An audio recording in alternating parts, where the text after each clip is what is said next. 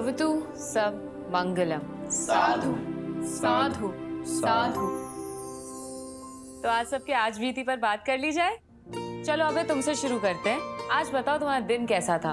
भाभी आपका आइडिया छात्र यूनियन वालों को बहुते पसंद आया भाई। हमने एक दिन में 7 रिटायर्ड प्रोफेसर ढूंढे ही नहीं बल्कि उन्हें लेक्चर लेने के लिए भी मना लिया। तो भाभी आपको ये बात जान के बहुत ही आश्चर्य होगा भाई कि जितने भी रिटायर्ड प्रोफेसर थे हम सभी को फ्री में पढ़ाने के लिए राजी थे, लेकिन मैनेजमेंट वाले ने उन्हें यूनिवर्सिटी में एंट्री तक लेने नहीं दी।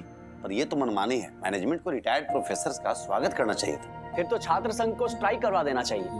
बिल्कुल सही कहे भैया। अब ना पहली बार हमें भी ऐसा लग रहा है कि मैनेजमेंट खुद ही चाहता है कि छात्र संघ आके यहाँ स्ट्राइक करे। मतलब मैनेजमेंट खुद ही स्ट्राइक करवाना चाहता है?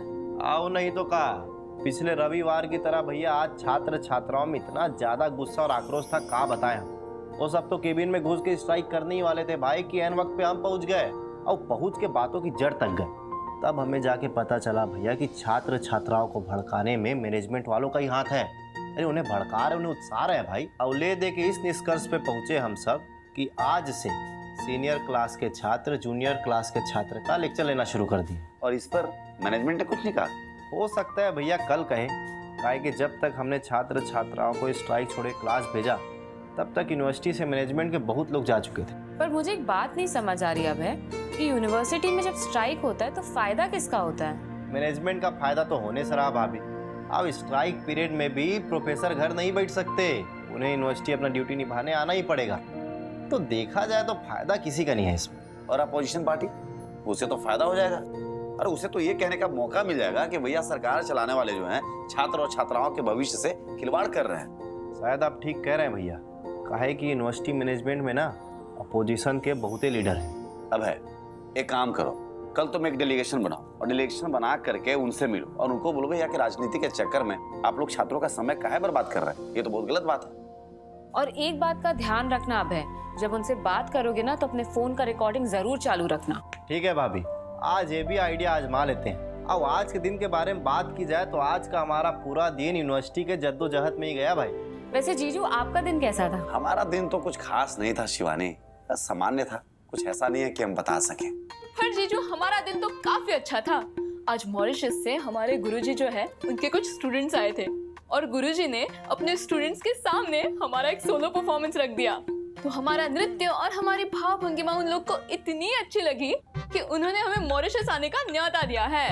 ये तो बहुत अच्छी बात है Mandy. Mandy is trendy bro. वैसे वीरू तुम्हारा दिन कैसा था आज? आज हमारा दिन काफी बढ़िया था। स्कूल से वापस आते वक्त हमारी बस खराब हो गई थी, तो आज हमने सोचा लाल बहादुर शास्त्री जी बन जाते। वो तैर कर आए थे तो हमने सोचा हम पैदल आ जाते। जियो मेरे लाल, ये बोल के तो तुमने अपने पापा का छाती चौड़ा कर दिया। अरे मुझको तो डाउट है, दाल में जरूर कुछ काला है। मौसानो। तो एक काम करते हैं ना वीरू, तुम एक हफ्ते तक रोज स्कूल पैदल जाओ, फिर तुम्हारी बस हटवा देंगे। इस बारे में हम थोड़ा विस्तार से सोचेंगे। देखा ना, मैंने कहा था दाल में कुछ काला है, काला। अरे छोड़िए प्रथम बाबू, अरे वीरू का दाल काला पीला नीला ब्लू सब होते रहता। ये बताइए आपका दिन कैसा गया? मेरा? अरे विजय भैया, एक कलाकार का दिन कैसा जा सकता है। सुबह सुबह आज मैं निकल गया बनारस की गलियों में नुक्कड़ नाटक देखने के लिए, और मजे की बात बताऊं, वहां पे देखने वाले लोगों ने मुझे पहचान भी लिया। अरे एक दो सीरियल में आया हूँ ना। अरे आपके पति तो भैया सुपरस्टार बनने वाले हैं, इतना हंसते हुए बता दीजिए आपका दिन कैसा गया? जीजू मेरा दिन तो बहुत ही नॉर्मल था। घर से यूनिवर्सिटी और यूनिवर्सिटी से घर। अब जी टीवी की अतिथि आ जाए उससे पहले मैं और प्रथम जाके जी टीवी के दर्शकों के मेल्स और मैसेजेस पढ़ लेते हैं। हाँ तो एक काम करिए, आप और प्रथम जाकर के जी टीवी के दर्शकों का मेल और मैसेज पढ़िए, हम जाकर के भैया उनका स्वागत का तैयारी करते हैं। अरे वो क्या कहते हैं भैया, अतिथि देवो भव। कोई तकलीफ नहीं होनी चाहिए उनको। मिलते हैं। चाचू आइए फीट फाइट खेलते। इंसान घर बदलता है, कपड़ों को बदलता है, रिश्ते बदलता है, दोस्ती बदलता है, लेकिन फिर भी वो दुखी रहता है। जानते हैं क्यों? क्योंकि वो खुद को नहीं बदलता। तो अगर आप वो खुशी पाना चाहते हैं जिसके लिए आपने इतने सारे बदलाव किए हैं, तो थोड़ा सा बदलाव आप अपने अंदर लाके देखिए, फिर देखिएगा कितनी खुशी मिलती है जब आप अपने अंदर ये बदलाव लाते हैं जिसकी उम्मीद आप दूसरों से करते हो। तभी जाकर सही मायने में हमें असली खुशी मिलती है। इसीलिए तो जी टीवी ने हमारा परिवार के द्वारा अपने दर्शकों के ईमेल और मैसेजेस के जरिए अपने शोज में बदलाव लाने की पहल शुरू की है। चलिए देखते हैं आज का पहला ईमेल हमें किसने भेजा है। तो आज का पहला ईमेल हमें भेजा है मुंबई महाराष्ट्र से श्रीमती दीपिका जी ने। दीपिका जी लिखती हैं कि वसुधा शो की स्टोरी अब और अच्छी लग रही है। वसुधा को करिश्मा की सच्चाई पता चल जानी चाहिए तो और मजा आएगा। अरे वाह, क्या बात है दीपिका जी, हमें जानकर खुशी हो रही है कि आपको जी टीवी का नया शो वसुधा बहुत अच्छा लग रहा है और आप इसको फॉलो भी कर रही हैं। और साथ ही आपने जो सुझाव दिया है कि इसकी कहानी में कुछ बदलाव करने की, तो हम आपके इस सुझाव को जी टीवी की क्रिएटिव टीम और साथ ही वसुधा की क्रिएटिव टीम तक जरूर फॉरवर्ड करेंगे और उम्मीद करते हैं कि आपके मुताबिक वो कहानी में बदलाव जरूर करेंगे। अगला मैसेज हमें भेजा है अहमदाबाद से मोहम्मद अर्श शेख साहब ने। शेख साहब अस्सलाम वालेकुम। शेख साहब लिखते हैं कि जी टीवी को इंडिया से बाहर रहने वाले इंडियन की जिंदगी में क्या चल रहा है उस पर एक शो बनाना चाहिए। शेख साहब, मुझको लगता है कि आप इंडिया से बाहर रह चुके हैं, तभी आप चाहते हैं कि इंडिया से बाहर रहने वाले लोगों के ऊपर एक शो बनाया जाए।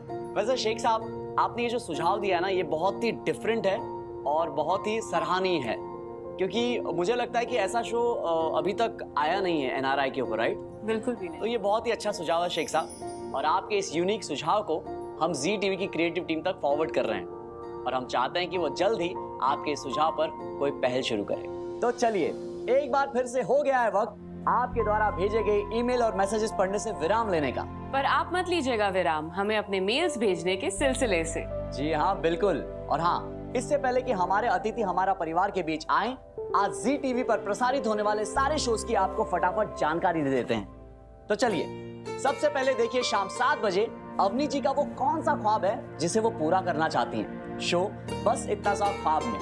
तो आइए देखते हैं इस प्यारे से शो की कुछ प्यारी सी झलकियां। नौकरी में सिर्फ घर की जरूरतें पूरी हो सकती है। मतलब पापा को बिजनेस करना चाहिए। बिजनेस में कैसे निवेश करें? क्यों खाना, हमें करना चाहिए ना बिजनेस।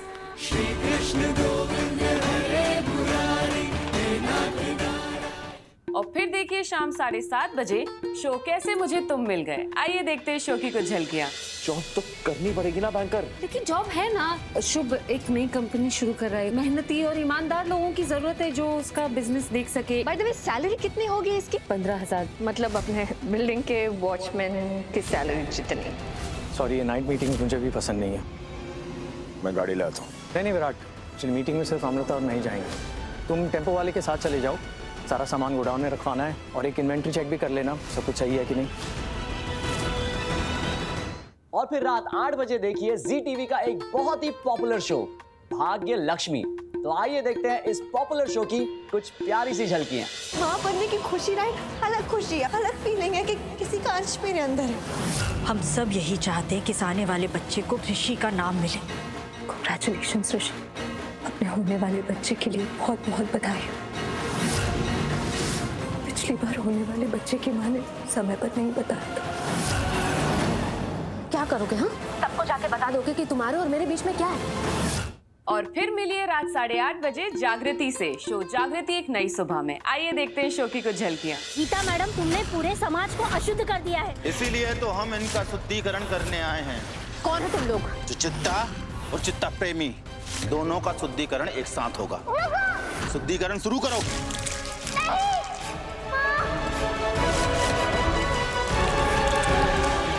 और फिर रात 9 बजे से लेकर 10:30 बजे तक देखिए सुरों का महासंगम, जहां आपको दिखेंगे सुरों के एक से बढ़कर एक धुरंधर। बिरला ओपस सारेगामापा में एक नई आवाज और एक नए अंदाज के साथ। तो आइए देखते हैं इस सुरीले शो की कुछ सुरीली सी झलकियां। आप पहली बार आ रहे हैं सारेगामापा के मंच पर? हाँ, सुरों से छेड़खानी नहीं करते हैं। किसी का छुट्टा, किसी की दौलत, किसी का लव, तो किसी की मोहब्बत। बिल्कुल तैयार है यार ये बच्चे। कि हर खुशी रुपया है। वो मार्क्स कितने देने वाले हैं मुझे मालूम नहीं, लेकिन 10 से ऊपर अगर होंगे तो वो दे देना है उसको। बिरला ओपस पेंट सारेगामापा, शनिवार और रविवार रात 9 बजे जी टीवी और ZEE5 पर। मजा आया ना सारेगामापा की झलकियां देखकर? हमें पता था, क्योंकि हमें भी बहुत मजा आया, है ना शिवानी जी? बिल्कुल। अगर आप भी इनकी परफॉर्मेंस देखने से चूक गए हो या फिर दोबारा देखना चाहते हो तो इसका हल भी है हमारे पास। और उसका हल ये है कि आप इसका रिपीट टेलीकास्ट देख सकते हैं रात 10:30 बजे सिर्फ और सिर्फ ZTV पर। जी हाँ बिल्कुल। अरे शिवानी जी, सारेगामापा के कंटेस्टेंट आने वाले हैं। ओ हाँ। हमें तैयारियां भी तो करनी है। तो चलिए हम तो जा रहे हैं तैयारियां करने, लेकिन आप इसी प्रकार जुड़े रहिए ZTV के साथ, क्योंकि प्यार से भरा संसार दिखाएगा हमारा परिवार। बहुत बहुत धन्यवाद। हम कलाकारों की कोई जात नहीं होती, हमें कोई रोक ले आगे बढ़ने से। इस जहां में किसी कायनात की कोई करामात नहीं होती। हम तो बारिश की वो बूंदे हैं जिन बूंदों के बगैर शायद बरसात नहीं होती, बरसात नहीं होती, बरसात नहीं होती। नमस्कार, प्रणाम, सत श्री अकाल, आदाब, सलाम। हमारे प्यारे ZTV के दर्शकों, ये खूबसूरत पंक्तियां आज हमारा परिवार के बीच में आए हुए इन तीनों खूबसूरत अतिथियों पर बिल्कुल सटीक बैठता है, क्योंकि भैया इन्होंने अपनी आवाज और अपने सुरों से हमारे और आपके दिलों पर राज किया है। तो आज का जो भैया एपिसोड है वो थोड़ा संगीतमय होने वाला है। तो चलिए बातों के सिलसिले को अब हम शुरू करते हैं। तो सबसे पहले आप तीनों का स्वागत है हमारा परिवार में। नमस्ते। नमस्ते जी, नमस्ते। कैसा लग रहा है आपको आकर के हमारा परिवार के बीच? हमें बिल्कुल ऐसा लग रहा है कि हम हमारे ही परिवार में आए हैं। एग्जैक्टली, सारेगामापा के परिवार आ चुके हैं एंड हमारे परिवार के साथ जुड़ चुके अरे हैं। क्या बात है। सबसे पहले हम चाहेंगे कि आप एक एक करके हमारे प्यारे ZTV के दर्शकों को अपना परिचय दे दीजिए। नमस्ते, नमस्कार सबाई के। मेरा नाम है शुभश्री देवनाथ। मैं दुर्गापुर वेस्ट बंगाल से हूँ। आगे विदिशा बताएगी। नमस्ते, मैं आप सबकी लाडकी विदिशा हतिमुरिया और मैं नेचर से भरपूर असम से हूँ। नमस्ते, केम छो, मैं हूँ महर्षि पंड्या और मैं हूँ बड़ौदा, गुजरात से। तो चलिए अब जो है आप लोगों के साथ प्रश्नों का बौछार का जो है सिलसिला शुरू करते हैं। तो सबसे पहले शुभश्री जी, जी, आपका संगीत का सफर कब से और कैसे शुरू हुआ? जब से मैंने सीखना शुरू किया तब मुझे नहीं पता था क्या होने वाला है मेरे साथ। तब मैं 4 साल की थी, अभी मैं 30 साल की हो चुकी हूँ। तो इतने सालों तक मैंने सीखा और आगे भी जाके अभी भी सीखना मेरा चालू है। एंड मेरे मम्मी ने डिसीजन लिया था कि बच्ची को गाना सिखाना है। आप यहाँ तक पहुँची हैं, इसके लिए हम दिल से आपको ढेरों सारी शुभकामनाएं देते हैं। भगवान से प्रार्थना करते हैं कि आप बहुत ऊंचाइयों को छुइए। जी, बहुत अच्छा लगा आपके बारे में जान के। विदिशा जी, अब आप बताइए। मेरा सिंगिंग का भी शुरुआत जब मैं 2.5 years की थी, तब मैं वही लोरी जो मम्मी सुनाती थी, वो वर्ड्स मेरे को इतने अच्छे से नहीं बोलने आते थे, पर फिर भी मैं सुर में गाती थी।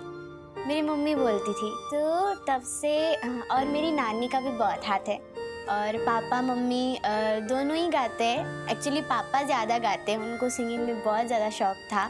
वो उनके पेरेंट्स इतना सपोर्ट नहीं कर पाए, वरना वो भी शायद आज मेरे ख्याल से सिंगर होते। बस मम्मी पापा का आशीर्वाद है और शायद उसी के वजह से आज मैं सारेगामापा के मंच पर उतर पाई। पापा ने स्पेशली बहुत ज़्यादा मेहनत किया मेरे इस सिंगिंग कैरियर में। विदिशा, उसका परिणाम देखिए आप कि आप कहां से कहां पहुंच गई आज। जी, बहुत बहुत आपको भी शुभकामनाएं आगे के लिए। बहुत बहुत धन्यवाद। महर्षि पांड्या जी, आप प्लीज। मैं खुद को फॉर्चुनेट मानता हूँ कि मुझे घर से ही संगीत मिला है एंड मतलब बचपन से ही एक माहौल मिला। एक माहौल मुझे, हाँ, इतना मैं खुशनसीब हूँ कि इतना अच्छा घर में ही माहौल मिला, इतने अच्छे अच्छे बड़े सिंगर्स का आना जाना, उनके आशीर्वाद मिलना। सो वो एक बहुत बड़ी बात है मेरे लिए। शुभो दीदी, सारेगामापा में आपका अनुभव कैसा रहा है? थोड़ा हमें विस्तार से बताइए। अच्छा जी, बताते हैं। बहुत बहुत अच्छा रहा। शो में हर वक्त हर एपिसोड में गुरु सर ने मुझे बताया कि आप हमारे टीम का पिलर हो और आप बहुत कुछ बोले मेरे बारे में। एंड बाकी जो मेंटर्स सचिन सर, जिगर सर, सचित सर, परंपरा मैम, सब बहुत ज़्यादा सपोर्टिव थे। गुरु सर ने मुझे ऑलरेडी गवाया है गुरु सर का अपने कंपोजिशन, एंड वो रिलीज़ भी होने वाला है शो के एपिसोड्स के दौरान। एंड बाकी बाद में शायद से प्लानिंग कुछ अलग है। ये सब तो था ही। उसके बाद मेरा पर्सनल लाइफ का कुछ चीज़ें जुड़े हुए हैं सारेगामापा के मंच से, क्योंकि मेरा एंगेजमेंट ऑन फ्लोर हुआ है एंड वो बहुत स्पेशल है एंड बहुत बढ़िया सरप्राइज था। एंड उस दिन कुमार शानू सर आए हुए थे एंड शानू सर हम दोनों के लिए गाना गाए। शुभश्री जी, आपने अनुराधा जी के साथ गाना गाया था। जी, क्या वो गाना गुनगुना सकती हैं प्लीज? दिल है कि मानता नहीं, टिंग टिंग टिंग टिंग टिंग टिंग टिंग, मुश्किल बड़ी है रस्मी मोहब्बत, ये जानता ही नहीं, हो दिल है कि मानता नहीं। विदिशा दीदी, आगे आप बता दीजिए आपका सफर कैसा रहा है सारेगामापा में? बहुत बहुत कुछ ऐसे पल है जो मैं कभी जिंदगी में नहीं भूलना चाहती और बहुत ही प्रेशियस रहे मेरे लिए।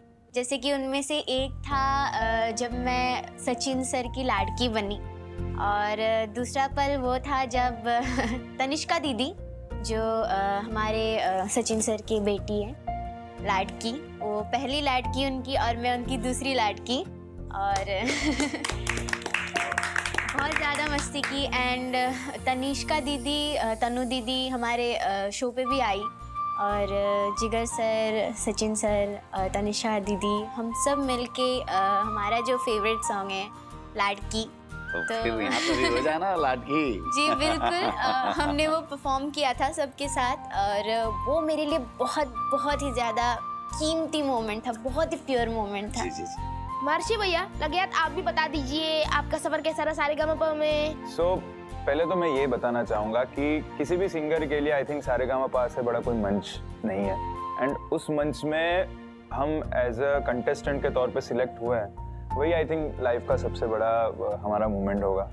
एंड उसके अलावा जैसी भी जर्नी अभी हमारी जा रही है, सो आई थिंक हर एक पल हमारा खास है। सारेगामापा मेरे लिए कंपटीशन से ज़्यादा एक इंस्टीट्यूशन था। जो ये 3-4 महीने में हम जो सीखते हैं वो आई थिंक हम 3-4 साल या 10 साल में भी इतना हम नहीं सीख पाते, जो इतने कम टाइम में हम ग्रो करते हैं as an artist and as a person also. क्योंकि हमें इतने बड़े बड़े लोगों का ज्ञान मार्गदर्शन मिलता है, सचिन जिगर सर, गुरु सर, सचेत सर, परंपरा मैम। एंड उससे भी बड़ी चीज़ ये है कि इस बार का सारेगामापा अलग इसलिए है बिकॉज मेंटर्स हमारे वहाँ जैसे कंपटीशन में जजेस रहते हैं, तो इस बार हमारे में कोई जज नहीं था, हमारे में मेंटर्स थे। राइट। सो वही चीज़ दर्शाता है कि वो कितना अलग है दूसरे शोज से। उनका पर्सनल इन्वॉल्वमेंट भी बहुत था इस बार, जो अभी तक शायद कभी हुआ नहीं है कि सचिन जिगर सर आते हैं, आपके सॉन्ग सिलेक्शन पे भी बात करते हैं, और ये तो मतलब सचिन सर की बेटी ही है, और गुरु पाजी मतलब वो बड़े भाई की तरह और मुझे गाइड करते हैं। So we are very grateful for Saregamapa. Vijay भैया, अब सवाल जवाब काफी हो गए, अब इनको निकलना होगा। अरे मुंबई जाना है ना, फ्लाइट के लिए लेट हो रहे होंगे। अरे साड़ू भाई, इन लोगों से शुरू में हम प्रॉमिस करवाते हैं कि जब तक आप लोग डुएट गाना नहीं सुनाइएगा आपको जाने नहीं देंगे। स्पेशली वो वाला मेरे हमसफर जो आनंद जी का आप लोगों ने सुनाया था। अच्छा, बिल्कुल। किसी राह में, किसी मोड़ पर, किसी राह में, किसी मोड़ पर, कहीं चल ना देना तो छोड़ कर, मेरे हम सफर, मेरे हम सफर, मेरे हम सफर, मेरे हम सफर।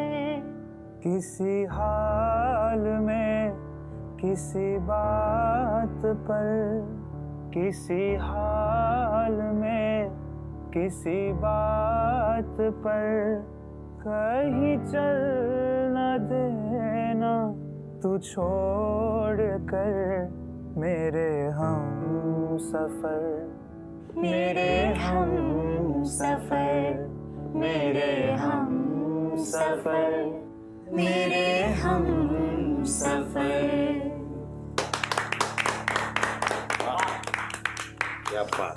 महर्षि भैया और विदिशा दीदी, अब आप दोनों गा के हमें सुनाइए। चलिए।